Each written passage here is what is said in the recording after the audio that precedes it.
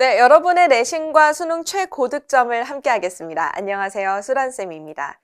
여러분, 오늘은요, 대한민국 영어 입시의 가장 시작이라고 할 수 있는 한국식 문법 용어들을 정리해 왔어요. 바로 팔품사와 문장 성분인데요. 우리 친구들이 형용사가 뭔지, 보어가 뭔지, 구화절이 뭔지 다 알고 있습니다. 하지만 정확하게 설명하거나 문장에 적용하는 경우를 많이 보지는 못했어요. 오늘 가장 핵심적인 내용들 정리하고 넘어가는 시간 가져볼게요. 여러분, 언어라는 것은요, 단어가 모여서 문장을 이루고 문장이 단락, 그리고 단락이 글을 이루게 됩니다. 오늘은 이 단어와 문장 차원에서의 문법 용어들 살펴볼 건데요. 선생님이 문제 하나 낼게요. 여러분, 세상에 있는 수십만 개의 영어 단어들을 나눈다면 몇 가지로 나눌 수 있을까요? 네, 이 단어는요, 8가지로 나눌 수 있습니다. 그래서 우리가 팔품사라고 하죠. 팔품사 한번 나열해 볼게요. 명사, 대명사, 동사, 형용사, 부사, 전치사, 접속사, 그리고 감탄사까지 나오겠죠? 참고로 감탄사는 시험에 안 나와요. 시험에 와우 쓸지 오우 쓸지 이런 거 나오지 않으니까요. 자, 그렇다면 여러분 또 문제를 낼게요. 세상에 있는 모든 문장, 마침표로 구분이 되죠? 세상에 있는 모든 문장은 몇 가지로 나뉠 수가 있을까요?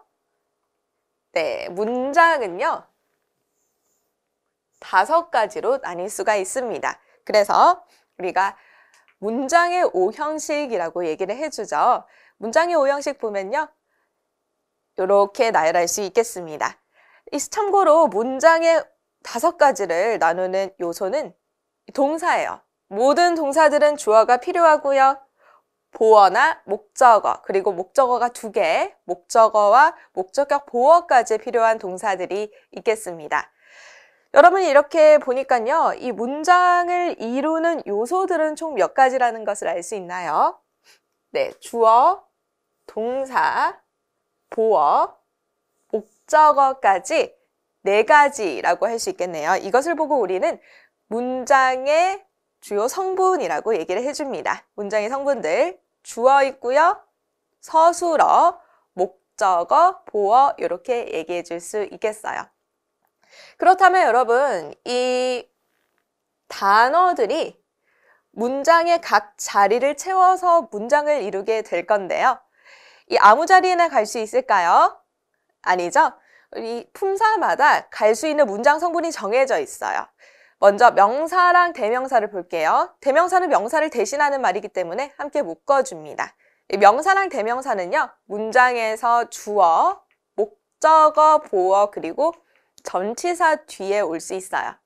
동사는 서술어 자리에 가고요. 이 형용사라는 것은 기본적으로 명사를 수식하는 말이라고 배웠죠. 또 형용사는 문장의 성분 중에서는 보어 자리에 갈 수가 있습니다. 이렇게 정리하고 보니까요, 주어 자리에는 여러분 뭐만 올 수 있나요? 명사만 올 수 있죠? 서술어 자리에는 동사만 오고요. 그래서 사실 우리가 수업 시간에 이 서술어라는 말을 잘 쓰진 않고요. 똑같이 동사라고 얘기를 해줍니다.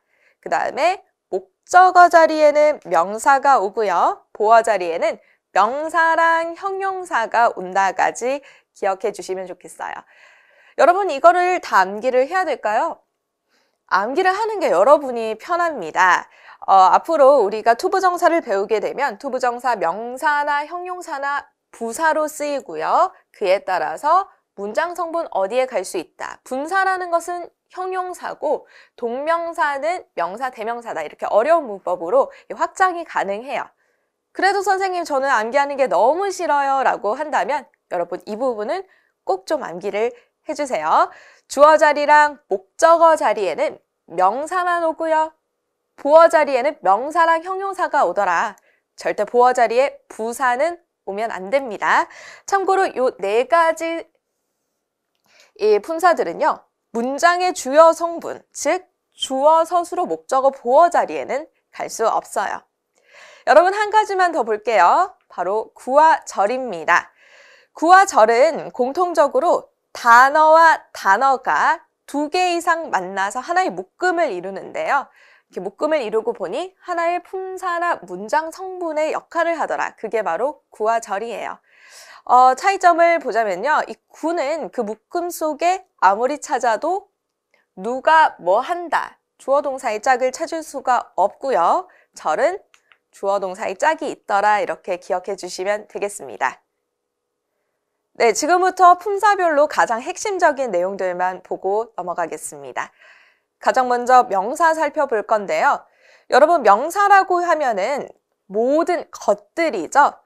추상명사, 고유명사 이런 어려운 단어들 많이 들어보셨을 텐데요. 명사는 사실 시험에 수일치가 시험에 나와요. 그렇기 때문에 여러분이 셀 수 있는 명사와 셀 수 없는 명사를 구분할 수 있어야 됩니다.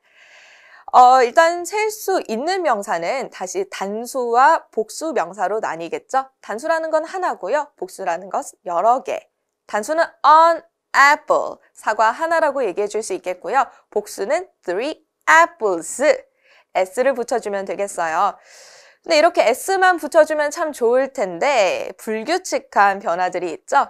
네, 불규칙한 변화들 좀 암기를 해야 되는데요. 자료집에 올려놨으니까 반드시 암기를 하시고요. tooth, teeth, 쥐가 한 마리일 때는 mouse, mice, 그리고 deer in a ship 같은 명사들은 단수와 복수가 형태가 같습니다. 조금 주의할 것은 이 단수 명사들은요. 셀 수 있는 명사의 단수 명사는 혼자서 쓸 수는 없어요. 예를 들어 I have car 이라고 쓸 수 없습니다. I have a car 이라고 해줘야 되고요. The window, your pen, another book과 같이 한정사라고 하죠. 뭔가가 붙어서 함께 와야겠다 이렇게 기억을 하시고요. 그 다음 셀 수 없는 명사. 셀 수 없는 명사는 중요한 것이 단수 취급한다라는 겁니다. 셀 수 없는 명사, 기체나 냄새 같은 것들, 또 우유나 주스 같이 액체, 그리고 머릿속으로 떠올려야 하는 개념들, 사랑이나 peace, 평화 같은 것들이 있겠죠? 근데 좀 기억해야 되는 것들, 이제 셀 수 없는 명사 중에서 money라든지 advice, homework, furniture, 가구죠? 셀 수 없는 명사입니다. 그리고 information, use 정도도 역시 셀 수 없는 명사라는 것을 기억해 두세요. 여러분, 내신 서술형에서 이렇게 많이 틀려옵니다. I have a lot of homeworks 혹은 I have a homework 이렇게 많이 틀려오는데요. 이 셀 수 없는 명사는 뒤에 s, 복수를 나타내는 어미가 당연히 붙을 수 없고요. 앞에 on이나 같이 부정관사도 붙지 못하겠어요. 네, 이어서 여러분 동사를 살펴보겠습니다. 문장의 형식을 결정하는 요소라고 했죠. 우리 공부를 많이 해서 비동사, 조동사, 일반 동사로 나뉜다는 거 알고 있고요. 단순 시제만 나열을 해보자면 이렇게 되겠는데요. 주의할 것은 이 조동사의 미래형, can을 예로 들자면 will, can 이렇게 써주면 안 돼요. 조동사 두 개는 나란히 쓸 수가 없고요. can 대신 쓸 수 있는 be able to를 활용해서 will be able to 써야 한다는 점. 그 다음 여러분, 내신에서 이 일반 동사가 또 복병이 됩니다. 우리 친구들이 시험 치고 와서 선생님이 S 안 써서 1점 깎였어요. 이렇게 얘기를 많이 해주거든요. 일반 동사는요, 이 현재형부터가 주어가 3인칭 현재 단수일 때는 s가 반드시 붙어야 돼요. 그리고 과거형은 어미에 ed를 붙여서 과거형, 일을 했다 이렇게 얘기를 해주는데요. 역시 또 ed만 붙여주면 참 좋을 텐데 불규칙한 것들이 있죠. leave, left, come, came, hurt, hurt 같이 불규칙한 변화들 암기를 해줘야 되는데요. 동사를 암기할 때는 이 PP 형태까지 같이 암기를 해주세요. 일명 동사의 3단 변화죠. 현재형, 과거형, PP형. 쌤이 이 외워야 할 부분들은 자료집에 올려놨습니다. 우리가 이 동사를 가지고 앞으로 문장의 형식, 수동태, 능동태, 태와 12시제, 그리고 수, 가정법까지 살펴보겠는데요. 동사를 활용하는 데 있어서 우리 친구들이 굉장히 실수를 많이 해요. 그래서 우리 한 가지만 기초적인 부분이지만 꼭 확인을 하고 넘어갈게요. 여러분 노트에다가 이 문장을 한번 써보세요. She does her best. 그녀는 최선을 다한다. 그리고 이 부정문과 의문문을 한번 써보겠는데요. 잠시 포즈하시고 꼭 써보시길 바랍니다. 네, 해보셨나요? 문장을 활용할 때는요, 동사를 활용할 때는 꼭 동사에다 줄을 쳐보세요. does. 비동사, 조동사, 일반 동사 중에 어떤 동사인가요? 그렇죠. 일반 동사죠. 일반 동사 중에서도 하다라는 뜻이 되겠어요. 그녀는 최선을 다한다. 자, 부정문과 의문문을 만들어 볼 건데요. 부정문이라는 것은 기본적으로 동사 뒤에 not이 붙은 문장입니다. 그렇다면은 이 일반 동사의 뒤에 she does not her best 이렇게 하면 될까요? 이 일반 동사라는 친구는 굉장히 도도해서요. 바로 뒤에 not을 붙이지 않아요. 대신 조동사를 가져와서 조동사에 not을 붙입니다. She does not. 그 다음에 동사의 원형 써서 do her best. 이렇게 얘기해 주면 되겠죠? 의문문이라는 것은 기본적으로 주어 동사가 위치가 바뀌어 있습니다. 우리 어려운 말로 도치라고 하죠. 그리고 물음표로 끝나는 문장이 바로 의문문인데요. 마찬가지로 일반 동사는 아주 도도해서 직접 주어 앞으로 나가지 않습니다. Does she her best 이렇게 쓴 친구들 많죠? 자, 역시 조동사가 주어 앞으로 나가고요. does 주어 쓰고 동사의 원형인 do her best 써준 다음 문장을 끝내주면 되겠어요. 이때 주의할 것은요. 일반 동사를 활용할 때 있어서 이 일반 동사 자체는 반드시 원형이 와야 된다라는 점 기억할게요. 네, 세 번째 품사 살펴보겠습니다. 문장의 주요 성분에 포함될 수 있는 마지막 품사죠. 바로 형용사입니다. 이 형용사라는 것은 쉽게 말하면 명사를 꾸며주거나 명사를 설명해주는 말이에요. 우리 맨 앞장에서 봤었는데요. 형용사란 것은 명사를 수식하거나 문장 성분 중에서는 보어 자리에 간다라고 했었어요. 예문을 볼게요. Jimin is a brave boy 라고 했을 때 여러분 형용사가 보이시나요? 그렇죠. brave죠. brave가 boy를 꾸며주고 있습니다. 즉 형용사는 용감한 소년이라고 해서 뒤에 나온 명사를 수식해 줄 수 있겠어요. 어려운 말로 한정적 용법이라고 얘기를 해주고요. 그 다음 보어 자리에 간 경우를 한번 살펴볼게요. 형용사가 보이시나요, 여러분? smart 그리고 happy가 있네요. 첫 번째 문장, 수진 is smart. 누가 똑똑하다는 거죠? 수진이가 똑똑하다라는 거죠. 즉 형용사가 앞에 나온 주어의 상태를 설명해주고 있습니다. 두 번째 문장, my son made me happy. 내 아들이 날 기쁘게 했어. 누가 기쁜 거죠? 형용사가 앞에 나온 me, 나를 기쁘게 한 거죠. 즉 형용사가 목적어의 상태를 설명하고 있는 거예요. 이렇게 형용사라는 것은요. 앞에 나온 주어나 목적어의 상태를 설명할 수 있었습니다. 우리 첫 번째 페이지에서 배웠죠? 주어와 목적어 자리에는 뭐만 온다? 명사만 오죠? 결국 형용사는 명사의 상태를 설명할 수 있다라는 거예요. 이때 주의할 것은 형용사 자리의 해석이 행복하게 만들었다, 뭐뭐하게 라고 해석이 돼도 절대 부사는 올 수가 없습니다. 하지만 이 ly가 붙는다고 다 부사는 아니죠? 부사처럼 생긴 형용사들, 즉 ly가 붙은 형용사들은 반드시 기억을 해둘게요. friendly, lovely, lonely, lively는 형용사고요. 시험에 아주 많이 나오니까 반드시 암기해주세요. 네, 여러분 부사 살펴보겠습니다. 부사라는 것은 형용사와 마찬가지로 뭔가를 수식하는 말이에요. 그런데 형용사는 아까 우리가 명사를 수식한다라고 배웠었죠? 부사라는 것은요, 명사를 빼고 모두 수식합니다. 즉, 또 다른 부사, 동사, 형용사 문장 전체를 수식할 수 있고요. 부사의 특징은 절대 문장의 주요 성분인 주어, 동사, 목적어, 보어에는 포함이 될 수가 없어요. 이 의미만 더해주는 말입니다. 예문을 통해서 한번 볼게요. 쌤이 예문을 4개 가져왔는데요. 부사에 이렇게 줄을 쳐놨습니다. 첫 번째 문장 볼게요. 영어는 아주 쉽다라고 했어요. 여러분, very가 의미상으로 무엇을 꾸며주고 있죠? 아주 쉽다.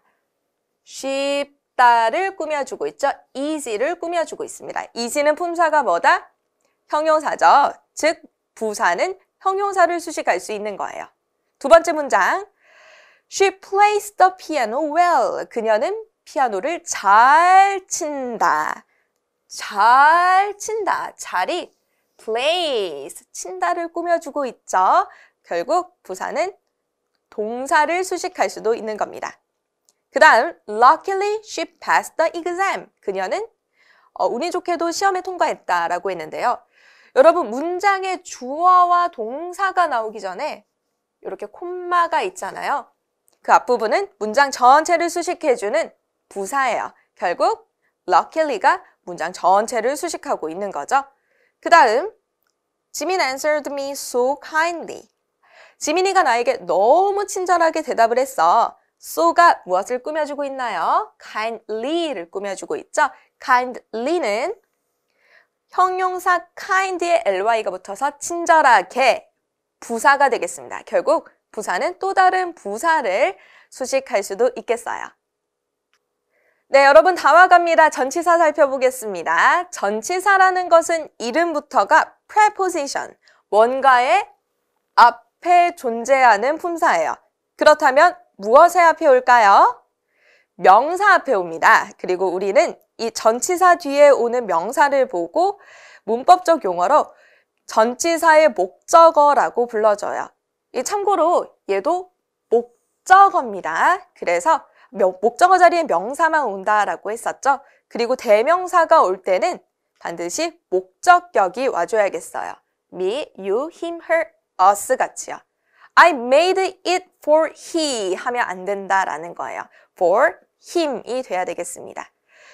전치사와 명사는 항상 붙어 다녀야 돼요. 그리고 우리는 전치사 플러스 명사를 묶어서 전치사와 명사가 있는 구, 전명구라고 얘기를 해주는데요. 이 전명구는 문장에서 품사로서 두 가지 역할을 할 수가 있습니다. 첫 번째는 부사고요. 두 번째가 형용사가 되겠어요. 예문을 한번 볼게요. She studies in the library라고 했죠. in, 어디 안에서 라는 뜻의 전치사가 쓰였고요. 뒤에 the library, 명사가 왔습니다. 그 다음 We talked about studying English라고 했죠. 역시 전치사 보이시나요? 우리는 이야기했다, 영어를 공부하는 것에 대해서라고 뒤에 역시 명사가 왔어요. 주의할 것은요.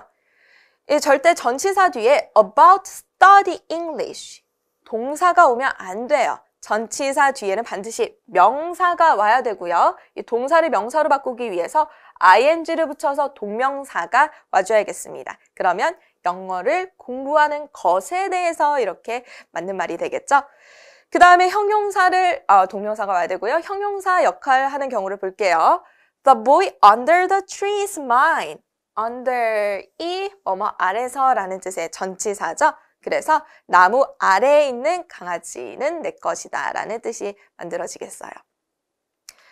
주의할 것은 이 독해를 할 때요. 전명구는 뒤에 나온 명사 먼저 해석하면 해석하기가 쉽습니다. 그래서 예를 들자면요. In the library, 도서관 안에서, 영어를 공부하는 것에 대해서, 나무 아래에 있는 개, 이렇게 뒤에서부터 해석하면 훨씬 수월하겠어요. 네, 여러분 마지막입니다. 접속사 살펴볼게요. 접속사는 말 그대로 접속, 연결을 해주는 말이에요. 등위 접속사, 종속 접속사, 상관 접속사 이렇게 세 가지로 나뉘고요. 등위 접속사는 세 가지입니다. and, or, but이 있고요. 이 등위 접속사가 연결하는 A와 B는요. 문법적으로 형태가 같아야 된다 정도만 기억하시면 되겠어요. 즉 A가 단어면 B도 단어여야 되고요. A가 투부정사면 B도 투부정사, 절이면 절 이렇게 써주면 되겠습니다. 종속 접속사가 우리 독해할 때 꽤 중요해요. 종속 접속사는 다시 부사절을 이끄는 접속사 그리고 명사절을 이끄는 접속사로 나뉘는데요. 이렇게 말하면 조금 헷갈리죠? 예문을 통해 보겠습니다. Before the class ended, she asked a question 이라고 했어요. 여러분 쌤이 문제 하나 낼게요.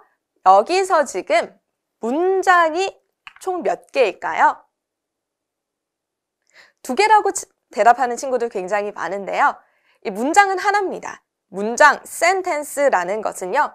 대문자로 시작해서 마침표나 느낌표나 물음표로 끝나는 것이 하나의 문장이에요. 여러분이 지금 헷갈리는 것은 절입니다. 절이라는 것은 주어와 동사의 짝이죠. 절 한번 살펴볼게요.